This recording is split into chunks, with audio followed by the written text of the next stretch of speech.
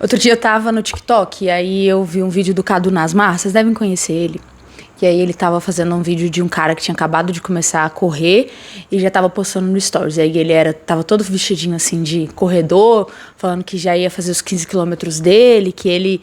falando de ter um date com alguém numa corrida e coisas assim.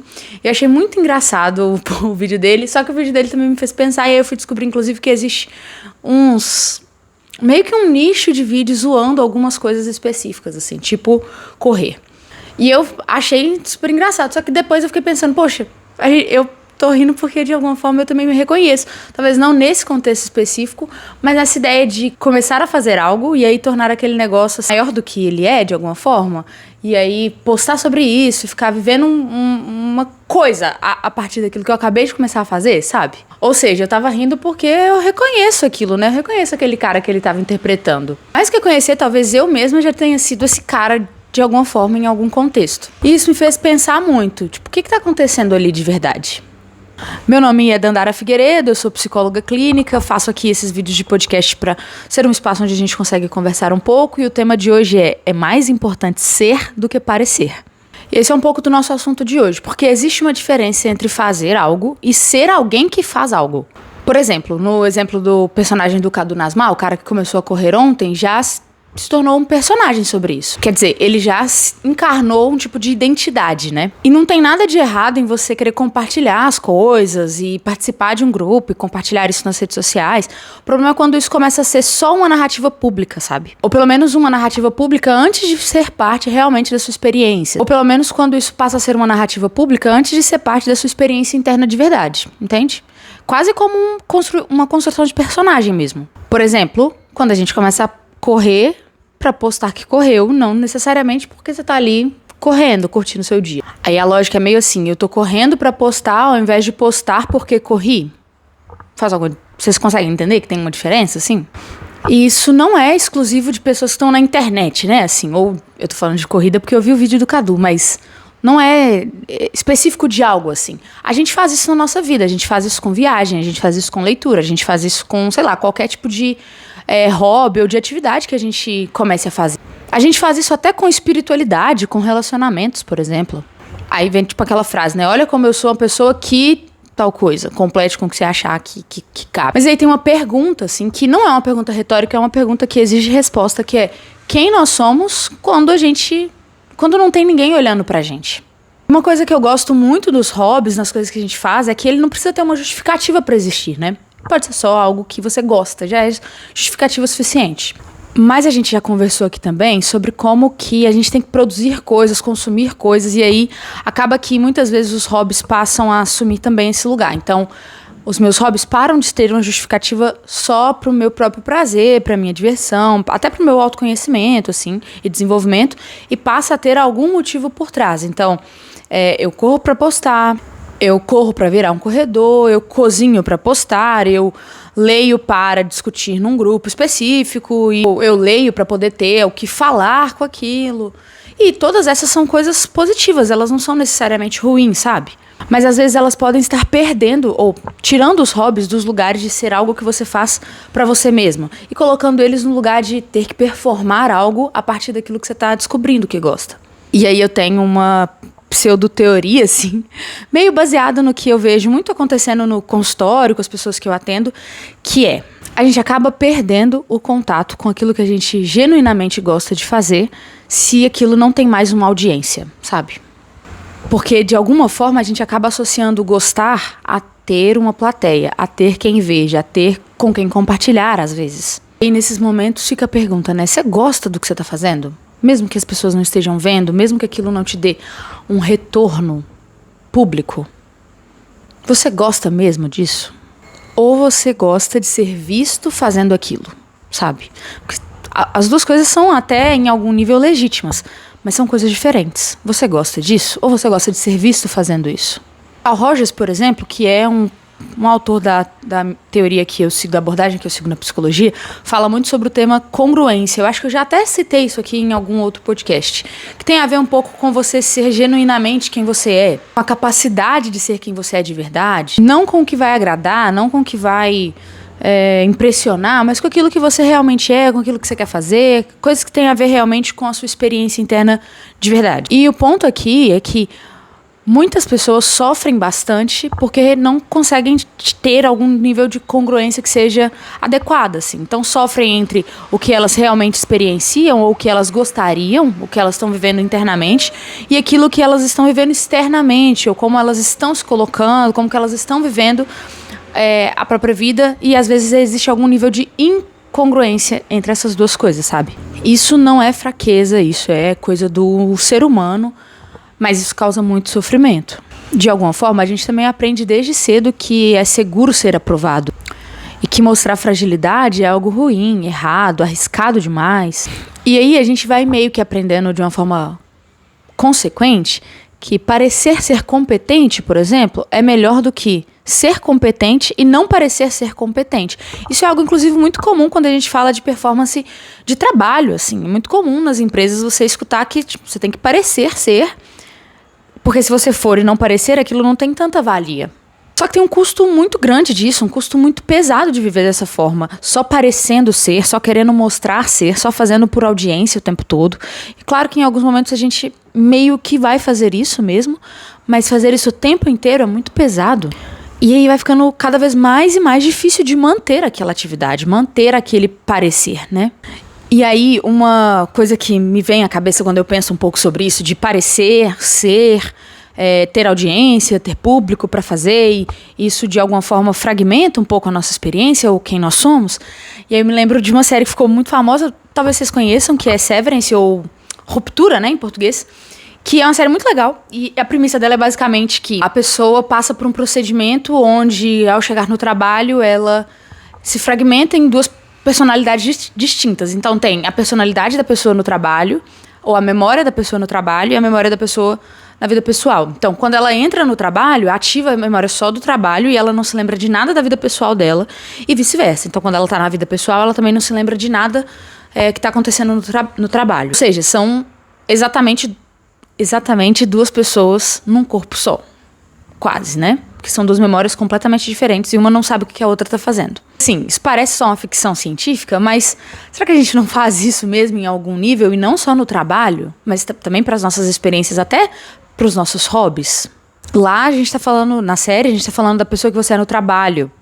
Aí a gente poderia pensar da pessoa que você é pro seu chefe e a pessoa que você é na sua vida pessoal, mas a gente também pode pensar da pessoa que você é nas redes sociais e a pessoa que você é na sua vida de verdade, a pessoa que você é para os seus amigos e a pessoa que você é na sua vida de verdade. E o que cansa é justamente ter essa distância muito grande entre uma coisa e outra. Então, a pessoa que eu sustento ser na rede social é muito distante daquilo que eu realmente estou vivendo. Sustentar essa distância por muito tempo é cansativo, é exaustivo. Em algum momento isso não vai funcionar mais. E a gente vai sentindo que tá sempre online, sempre ativo, sempre participativo, mas talvez nunca tão completo assim, talvez nunca chega num lugar de satisfação, de orgulho com aquilo que tá fazendo, ou talvez aquelas coisas nunca estejam suficientes também. Aí a gente volta porque a gente tinha conversado nos episódios anteriores também sobre a lógica de consumo, então eu tenho que ter cada vez mais, inclusive nas minhas experiências, nos meus sentimentos, naquilo que eu mostro, sabe? Vai sendo consumido por essa lógica meio maluca, até nessas coisas. Ou seja, ser e parecer ser são coisas diferentes. Em algum nível elas até podem se encontrar, mas às vezes a gente tá só parecendo, sem realmente experienciar de verdade aquelas coisas. Isso pode ser um pouco complicado, porque vamos pegar o exemplo lá do corredor. Aquela pessoa que tá fazendo só pra postar, ela ainda está fazendo. Beleza. Mas se a justificativa dela é só o postar, então a experiência dela genuína não é a de correr, é a de postar, que é o que vem primeiro. Poderia ser qualquer outra coisa pra postar, entende? Então aí vem... De novo, a gente vai falar de lógica de consumo, porque aí vem uma próxima onda de moda, por exemplo, morango do amor, e aí você vai querer achar o melhor morango do amor, fazer stories de quantos morangos do amor você comeu e quais deles você gostou mais, qual que é o ranking, porque aí o ponto não é o que você está fazendo de verdade, ser parte de quem você é. Então, assim, não é que você adora corrida, virou um super corredor e sabe, um atleta agora. Não, é porque corrida tá meio na moda do mundo digital. Então, qual vai ser a próxima moda? Aí você se encaixa nela de novo. E não tem problema se for isso, assim. O ponto aqui a gente precisa ter clareza de qual que é a nossa experiência principal. Nesse caso, é mais valioso, então, parecer algo do que ser aquela coisa, entende? E aí, pensando sobre isso, eu caio inevitavelmente num outro nicho da rede social, que é o nicho do desenvolvimento pessoal, que está muito em alta. E, teoricamente, algumas pessoas vão achar que eu, como psicóloga, meio que me insiro nesse nicho de alguma forma, que estou discutindo coisas de desenvolvimento pessoal de alguma maneira. E, em parte, sim, mas existe também algo que me chama a atenção, que é esse desenvolvimento pessoal meio de vitrine, meio de fachada. Então, a gente vai ter vários coaches, por exemplo, falando sobre quais são os livros que você tem que ler antes de morrer, que são os livros que vão transformar a sua vida, quantos minutos de atividade física você tem que fazer por dia, e que você tem que tomar um banho gelado, e aí você acorda às 5 da manhã, toma um banho gelado, vai correr, aí você volta, toma o seu super coffee, e você vai ler Pai Rico, Pai Pobre. O que mais? E aí vai criando esses... Aí você tem que tomar vitaminas pro seu próprio corpo, assim, de suplemento. E aí isso vai acontecendo como um pseudo-desenvolvimento pessoal, ou uma proposta de desenvolvimento pessoal, mas que meio que é só pra vitrine, meio que é algo meio plastificado, meio pra todos igualmente, entende? E eu acho que esse assunto do desenvolvimento pessoal, ele tá muito atrelado a isso que a gente tá discutindo do ser e do parecer ser. Porque quando a gente fala de ser, aí sim a gente está falando de algum nível de desenvolvimento pessoal, né? Mas quando a gente fala só do parecer, isso não tem a ver com desenvolvimento pessoal. Então você pode fazer todas essas coisas que o coach ou a pessoa que fala sobre desenvolvimento pessoal tá orientando, como por exemplo, agora com as IAs, né? Porque você tem que conhecer todas as IAs, saber como é que manipula elas e não sei o que e tal. E às vezes essa pessoa vai dar check em todas essas coisas, vai começar a cumprir todas elas, ou pelo menos tentar. Mas isso não necessariamente pode ter algum impacto pro desenvolvimento pessoal dessa pessoa. Ou seja, aquilo não necessariamente é capaz de mudar a vida dela ou causar alguma experiência efetiva de transformação. Porque isso entra nessa lógica do só fazer para aparecer. Então, todo mundo tá se desenvolvendo com essas coisas, fazendo essas coisas, sendo melhores, se destacando. Então eu vou fazer também para alcançar esse mesmo destaque, para cumprir essa mesma lógica. Não porque eu estou interessada em ler Pai Rico, Pai Pobre, entendeu? Não porque eu estou interessada em acordar às 5 da manhã, exatamente, mas porque eu estou interessada em entrar para esse fluxo de audiência, de fazer algo que as pessoas também vão ver e vão reconhecer que eu estou me desenvolvendo. Entendeu? Então, assim, eu estou fazendo isso para que as outras pessoas reconheçam que eu estou fazendo algo. Mas se eu tiro as outras pessoas da jogada, talvez eu nunca faria aquilo. Aí você começa a adotar os vocabulários do desenvolvimento pessoal, né? Você vai ressignificar, você vai processar, você vai ativar, você vai virar a chave, você vai ter um mindset diferente. Você, sabe assim? E não necessariamente você vai realmente estar ressignificando alguma coisa, processando alguma coisa, transformando o seu mindset de verdade. Você só vai adotando as palavras que estão meio nesse imaginário público do que é ter um desenvolvimento pessoal, sabe? Aí, por isso que eu tô chamando isso de um desenvolvimento de vitrine, por isso que eu falei lá no início sobre isso ser uma vida pública, meio de personagem. O outro meme, assim, que é muito famoso, que é o cara que leu Bukowski, sabe? Um homem que leu Bukowski pra falar com as meninas que ele quer conhecer, que ele é intelectual, ele já leu Bukowski, você pode confiar nele, ele é mais progressista, ele é, sabe? E o problema não é a gente se interessar por essas coisas, sabe? O problema não é a gente se interessar por conteúdo de desenvolvimento pessoal, não é o cara ler realmente Bukowski, não é começar a correr e já postar. O problema não é isso exatamente. O problema é quando a gente para só aí. Como se parecer, como se vender essa imagem fosse suficiente. Não tô dizendo que você não pode compartilhar a sua vida, sabe? Não tô dizendo que você não pode usar as suas redes sociais, que você não pode se interessar por esses temas, como eu falei agora há pouco. Mas eu tô dizendo que a gente pode se perguntar de onde vêm os nossos impulsos para tais coisas. Ou seja, você tá correndo porque você gosta de correr? Você tá lendo Bukowski porque você achou o autor interessante? Você tá assistindo Severance porque eu falei que a série é boa e aí pra mostrar que você entendeu o que eu tô falando, você vai assistir a série, ou porque você realmente se interessou e foi assistir e gostou? As duas coisas, assim, ser e parecer ser, ou fazer e postar, por exemplo, no contexto que a gente está falando aqui, podem e vão muitas vezes acontecerem juntas. E o problema não é esse, porque realmente se você é alguma coisa, você vai se parecer com aquela coisa. E você vai demonstrar um pouco daquela coisa. Isso está correto. Então essas duas coisas podem coexistir, estão certas em coexistir, sabe?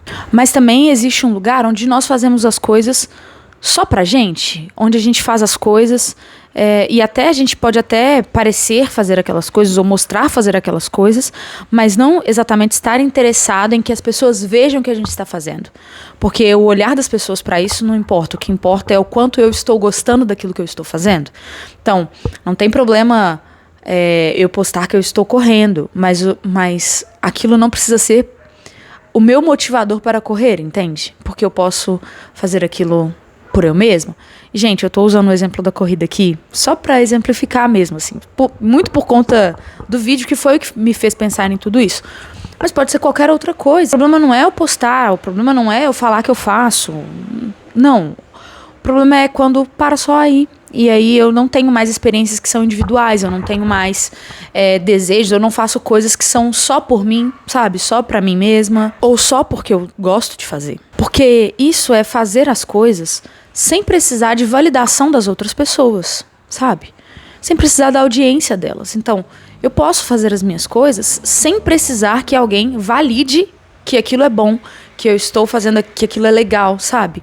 Sem precisar que outra pessoa valide o que eu estou fazendo. E, nossa, isso é muito gostoso, você fazer algo sem precisar da validação da outra pessoa, porque isso faz com que eu realmente consiga me conectar com a minha própria experiência, com aquilo que eu realmente estou fazendo, e encontrar até novos níveis de prazer. Não sei se esse papo vai fazer tanto sentido pra você como fez pra mim, e isso não é também uma espécie de lição de moral, vamos dizer assim, porque isso é algo que eu converso com frequência, assim, eu com frequência converso sobre ter hobbies com uma amiga minha, e isso é algo complexo na minha cabeça também, assim.